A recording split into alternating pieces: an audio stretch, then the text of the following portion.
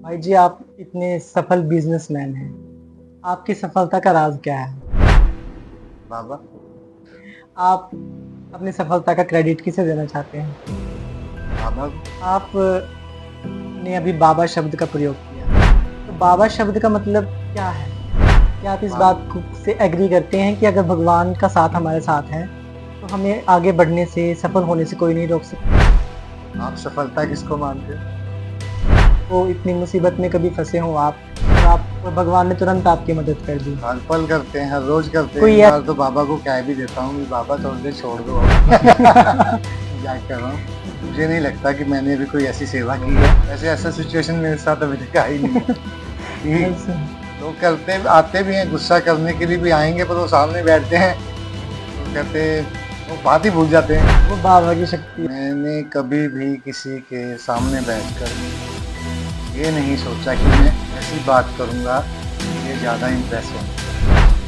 मैं परमात्मा से सलाह लेता हूँ और वो मुझे कहते हैं कि मैंने इतनी बड़ी सृष्टि संभाल रखी है, तू ये छोटा सा काम नहीं संभाल सकता। हुँ।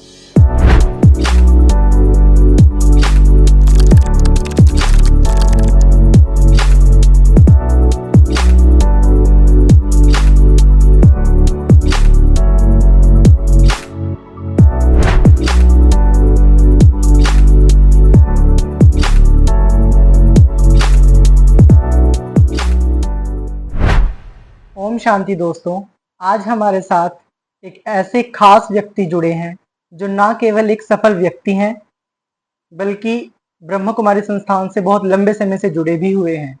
आज हम उनसे जानेंगे कि उनकी सफलता का राज क्या है और वो भगवान ने उनको इतने बड़े ओहदे तक पहुंचने में कैसे मदद करी। ओम शांति भाई जी, ओम शांति। कैसे हो आप?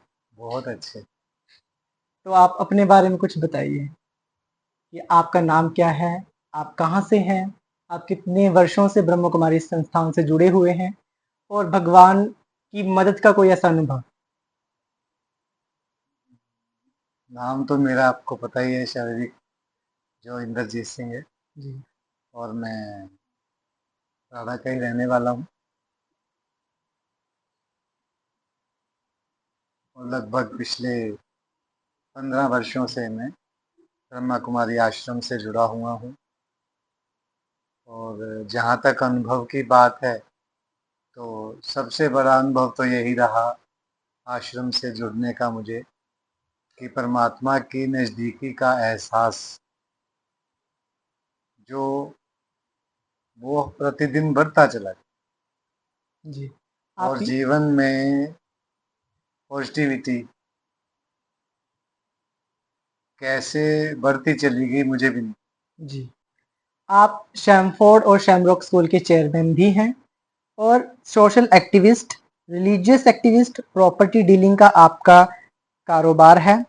आपकी एक इंटरनेशनल क्रिकेट एकेडमी भी है। आप राष्ट्रीय स्वयं सेवा संघ के और रोटरी क्लब के सदस्य भी हैं। आप ये बताइए कि आप इतना सब कारोबार संभालते हुए आप अपने मन की स्थिति पर कैसे कंट्रोल करते हैं?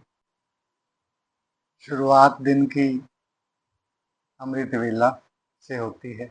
जी। और मैं अर्ली इन द मॉर्निंग लगभग 3:30 बजे पिछले कई वर्षों से उठ जाता हूँ। और सबसे पहले उठकर परमपिता परमात्मा को धन्यवाद करता हूँ, उनको विश करता हूँ। और फिर अपना अमृत वेला शुरू होता है। उसके बाद रूटीन की काम है।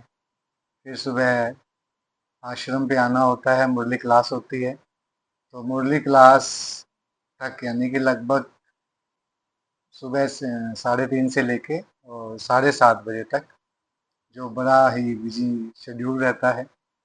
और मुझे पता भी नहीं लगता कि कैसे भाग भाग के सब काम हो रहे हैं। और कभी कभी कोई थकावट नहीं हुई आज तक। कभी ये नहीं हुआ कि आज मैं अमृत वेला मिस कर दूं। अच्छा। चाहे मैं रात को 2 बजे भी सोया हूँ किसी कारणवश से, पर सुबह अर्ली इन द मॉर्निंग ही उठना है, उसी समय पर उठना है। आज तक परमात्मा का ये प्यार ही है मेरे साथ कि मुझे उसने मेरा एक भी दिन पिछले आप ये मान के चलिए 15 वर्षों से किसी बहुत ही कोई कारण रहा हो कि मेरी मुरली क्लास मिस हुई हो, ओके। नहीं तो कभी नहीं। और तो जब से आप अमृत वेला शुरू किया है तब से तो कभी अमृत वेला भी मिस नहीं हुआ है। 15 सालों से ब्रह्म कुमारी से जुड़े हुए हैं। जी। तो आप ये बताइए कि आपको ब्रह्म कुमारी के बारे में कैसे पता चला? मुझे तो सर्वप्रथम सबसे पहले मेरे ऑफिस में एक बार बहनें ही आई थी अच्छा, रक्षाबंधन का निमंत्रण देने, अच्छा। तो बस तभी से उनसे। तो आपको क्या इंस्पायर किया ऐसा कि आपने सोचा कि मैं भी एक बार जाके देखूं? बस जब बहनों ने कहा रक्षाबंधन पे मुझे जाना हुआ, तब तो इतना समय नहीं मैं रुक पाया था किसी काम से। तो उसके बाद फिर बहनों ने मुझसे कांटेक्ट किया और कहा कि आप 7 दिन का कोर्स कीजिए। फिर जब मैंने कोर्स शुरू किया और तब से लेकर आज तक फिर मैंने मिस नहीं, एक भी दिन मेरा मिस नहीं। तो और ये आपको परमात्मा का प्यार ही है कि जो मेरा उन्होंने इतना साथ दिया जी, कि आज तक मैं खुद हैरान हूं कि मुझे अभी तक कभी इतना सारा दिन की कितना भी वर्किंग हो कुछ भी हो, कभी नेगेटिविटी नहीं आती। हमेशा पॉजिटिविटी से भरपूर रहता हूँ, कितनी भी कोई भी कैसी भी सिचुएशन हो, जी, हर सिचुएशन को मैं ठीक है बाबा देख रहा है करेगा बढ़िया। तो बस बाबा परमात्मा का प्यार और साथ मिल गया, तो इसलिए सारे काम बड़े इजी लगते हैं, कभी जी। कोई मुश्किल काम लगा ही नहीं। जी, बहुत अच्छा है। आपने अभी बाबा शब्द का प्रयोग किया। जी। ब्रह्म कुमारीज़ वाले आमतौर पर बाबा शब्द का प्रयोग करते हैं। जी। जो नॉन बीकेज़ हैं, उनको लगता है कि बाबा शायद कोई देहधारी हैं, जिनको वो गुरु मानते हैं।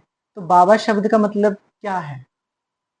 बाबा शब्द का मतलब ब्रह्मा कुमारीज में परम पिता परमात्मा सदाशिव के लिए, जी, किसी देहधारी की तो यहाँ बात ही नहीं।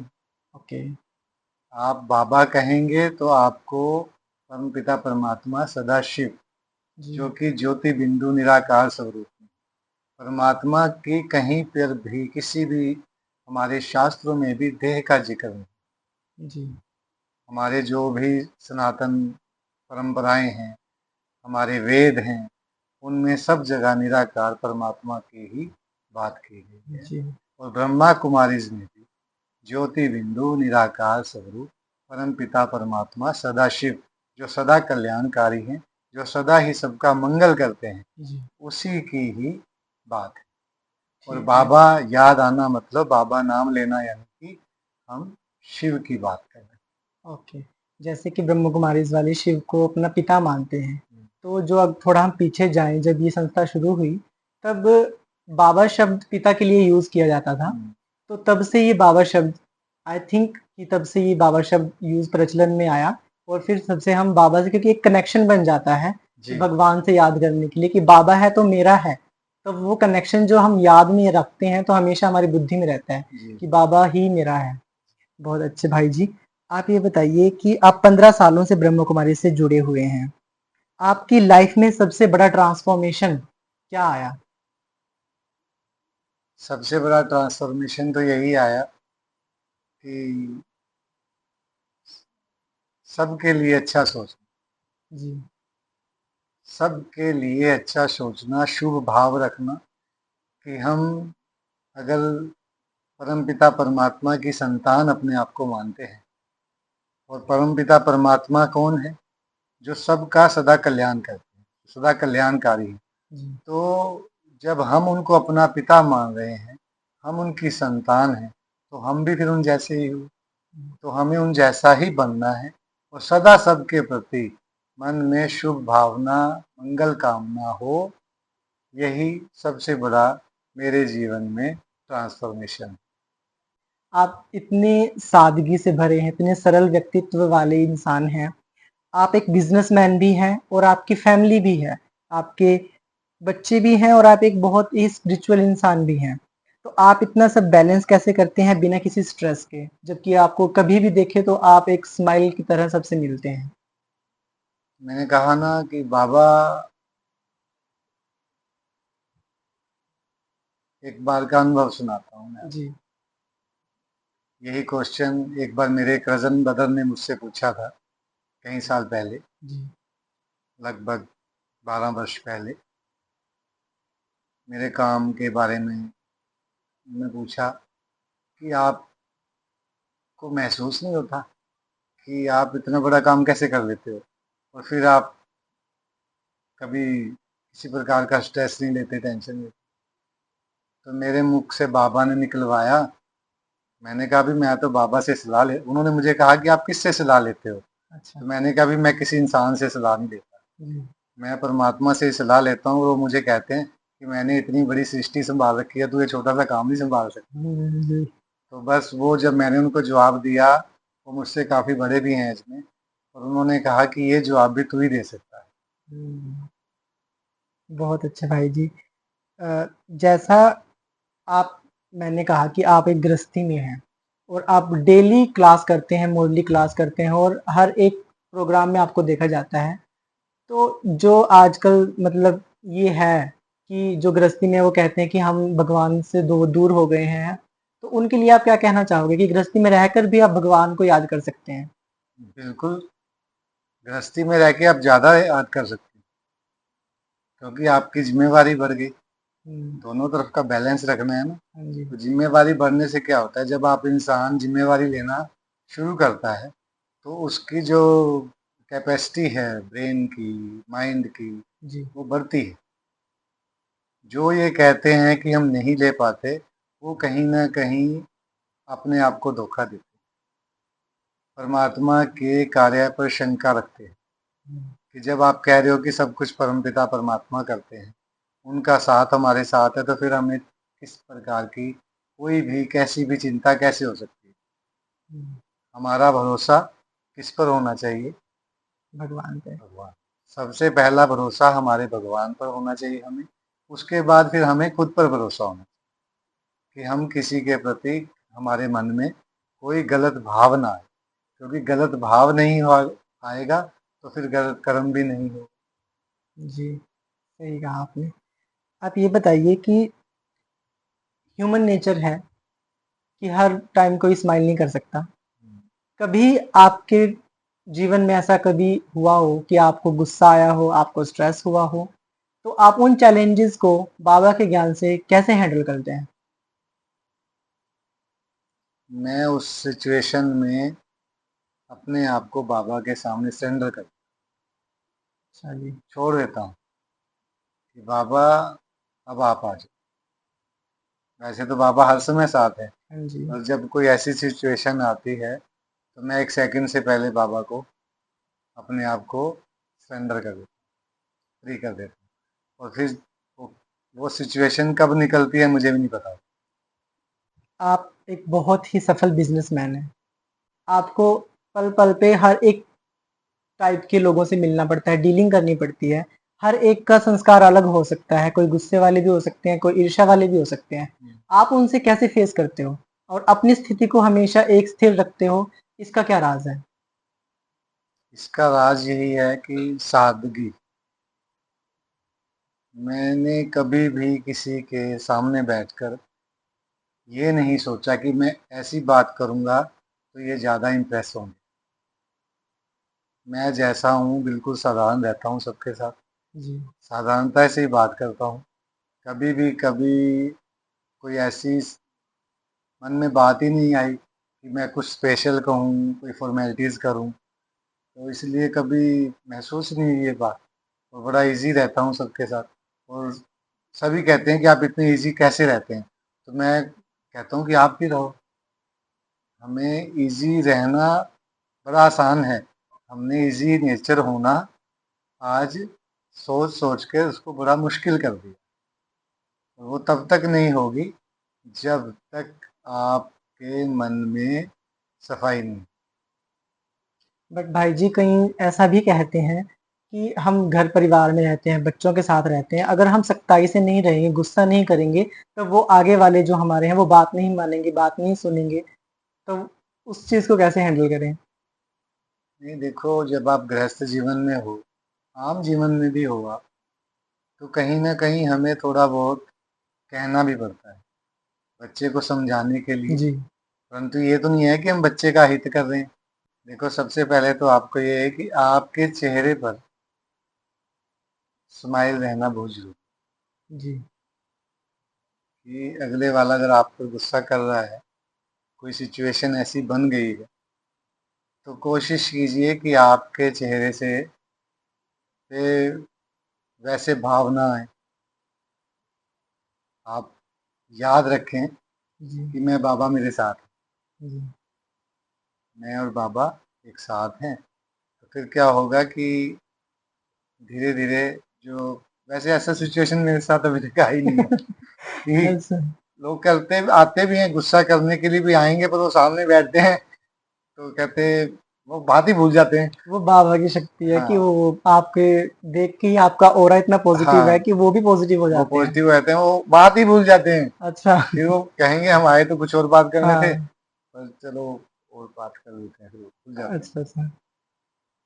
जो लोग कहते हैं कि जो स्पिरिचुअलिटी है या धर्म भक्ति कुछ भी है वो संतों के लिए है, ये गृहस्थ में रहने वाले लोग उनके लिए है ही नहीं ये चीज, तो उनके लिए आप क्या कहना चाहेंगे? संत किसको कहा जाता है? संत वो हैं जो अंदर और बाहर एक। हम्म। और गृहस्थ में हमें ये सिखाया जा रहा है पिछले कुछ समय से कि आप एक नहीं हो सकते। ये सबसे गलत धारणा है। जी। गृहस्थी भी आज से 30 40 50 साल लोग पहले थे, वो एक ही थे, अंदर भी और बाहर भी। जी। तो बहुत दुनिया थी, बहुत लोग थे कि कहते हैं ना कि वो गृहस्थ में भी संत जीवन जीते हैं। हम्म। तो जो थे उनके लिए ही कहा जाता है ना। जी। वो ऐसे लोग आज भी हैं, ऐसा नहीं है कि नहीं है, वो आज भी हैं। परंतु ये है कि हमने अपने आप को औपचारिकताओं में, फॉर्मेलिटीज में इतना बांध दिया है दूसरे को दिखाने के लिए कि हम वो साधारण जीवन में सादगी अपने जीवन में लाना ही नहीं चाहते। जबकि सादगी अभी भी है और बहुत है। बहुत अच्छे लोग हैं जो बड़े सादगी से जीवन जीते हैं और बड़े आनंद से रहते हैं। जी। संत संत का यही है कि संत वही है जिसका मन एक बच्चे के समान। जी। जैसे एक बच्चा सबके लिए शुभ भाव रखता है, उसे छल कपट नहीं आता, हम्म। तो वही एक आप अच्छे इंसान में भी देख सकते जब आप सबसे पहली बार ब्रह्मा कुमारी से जुड़े और जुड़ने के बाद जब आप घर पे गए तो आपके फैमिली मेंबर्स का रिएक्शन क्या था? हैं। नहीं, ठीक था, किसी ने कोई ज़्यादा ऑब्जेक्ट नहीं किया।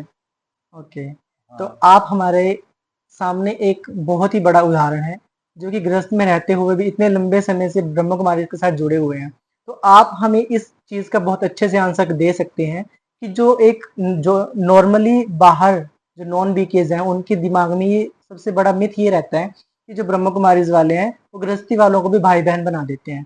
तो आपके साथ ये ऐसा कुछ हुआ हो, तो आपका इसके बारे में क्या कहना है? नहीं ऐसा नहीं।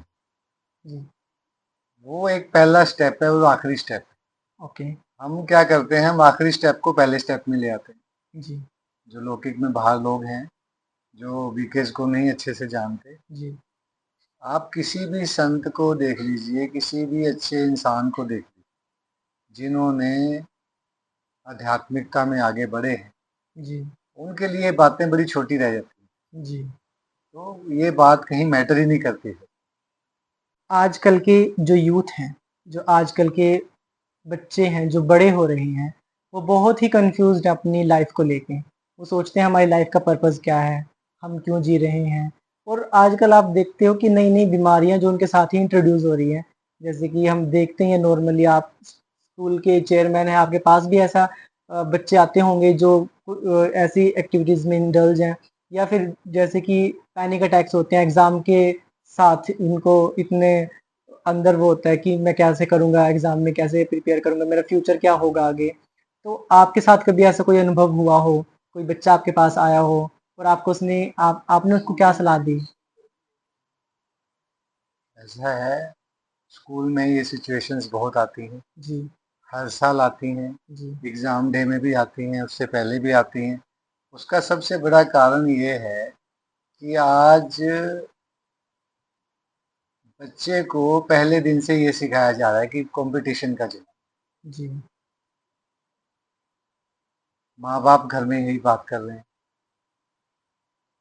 वो ये नहीं सोच रहे कि हर इंसान जो इस धरती पर है, आया है, वो अपना कर्म और अपना भाग्य साथ लेकर आया। जी, परंतु क्योंकि हमारी आध्यात्मिक जो नॉलेज है, जो ज्ञान है, वो आज लौकिक ज्ञान की वजह से कम हो गया। जी, वो कम होने की वजह से हमारा ध्यान अध्यात्म से घटकर और जो दुनियादारी में ज़्यादा चला गया।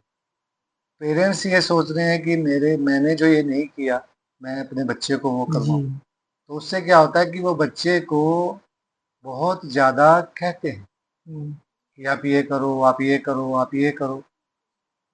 आज बच्चे जो पहले वाले बच्चे नहीं, हुँ, जब हमारा बचपन था, हमें इतनी समझ नहीं थी। जी, आज के बच्चे ज़्यादा समझदार हैं और वो ज़्यादा समझदार होना ही उनके लिए नुकसान हो रहा है हुँ, कि वो अपने बचपने को छोड़कर बड़ी बातें कर रहे हैं। बचपने में वो जी नहीं रहे। जी। तो बचपन का कम होना भी बच्चों के लिए स्ट्रेस का सबसे बड़ा कारण। भाई जी एक बात बताइए कि आपको जब भी देखें तो आप हर टाइम सेवा में सबसे आगे रहते हैं। आपके लिए सेवा क्या है? और असली मायनों में सेवा का फल कब मिलता है? सेवा, देखो, मुझे नहीं लगता कि मैंने भी कोई ऐसी सेवा की है जी, कि मैं ज़्यादा नहीं, बहुत अच्छे भाई बहने हैं, बहुत सेवा करते हैं। मैं तो उनके आगे भी कुछ भी नहीं हूँ। मैं तो सोचता हूँ कि इतनी मैं क्यों नहीं कर पाता। तो ऐसा नहीं है, ये सब आपका प्यार है मेरे साथ कि, परंतु सेवा तो बाबा ने जिससे करवानी है करवा लेगा। जी, कई बार हम खुद सोच जाते हैं कि ये सेवा मेरे से नहीं होगी, तो वो बाबा किसी न किसी और को निमित्त बना के भेज देते हैं और वो करवा लेते हैं। हुँ, और कभी मन में आया ही नहीं कि मैं ये कर रहा हूँ, और ना मैं चाहता हूँ कभी ये मेरे मन में आए। जी। वो ये आपकी सिंपलिसिटी है, आपका बड़प्पन है। भाई जी आप बताइए कि आपके लिए बाबा क्या हैं? कैसे हैं? आपका बाबा से पर्सनल कनेक्शन कैसा है? बाबा शब्द ही मेरे लिए बहुत, बाबा का मुख में मन में आना ही शब्द का, ऐसे लगता है जैसे बाबा अंदर आ गए। जी, मतलब कि मैं मेडिटेशन में भी बैठूं, याद में जब होता हूँ बाबा की, तो मुझे कई बार ऐसा अनुभव होता है कि मेरे अंदर ही रोशनी, और ऐसी रोशनी है कि बस दिल करता है बस देखते ही रहो।